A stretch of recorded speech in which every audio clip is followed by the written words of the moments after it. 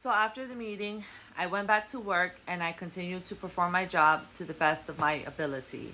And when I came home that day, I was in such disbelief.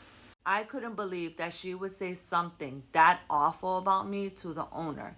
And secondly, I was working for Subway at that location for over 10 years. So I was trained by the store owner himself and the former manager, Sean, on how to open the store. So here she was trying to treat me like a 2 year old who didn't know how to do her job. So keep in mind that when she started working at our location, I was already there. I had been there for many years. And I was already promoted to being a full-time opener with benefits. And I also got a raise. And I also want to note that when the former manager, Sean, was let go from the company, from January when he was let go until the spring of 2022, which was when she came and started working at that location, I stepped up and acted as manager without the pay, without the benefits, to help the owner out. So when she became the store manager, I was like, here you go, take it, because being a manager is stressful. That is a lot of work. That is a lot of responsibility. And I was like, there you go. I was like so happy for her. I was like, you go, girl. Way to go.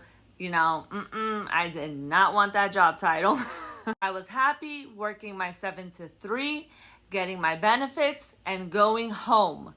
That was it. And one thing that I loved about working in the morning was that I was by myself for like 2-3 hours, and it was super quiet.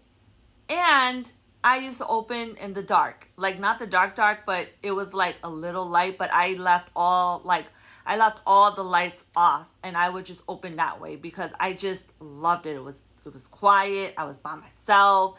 Like I had the time of my life. I was happy. Just 7 to 3, go home. I was so happy. It really stung that the owner just took her word for it.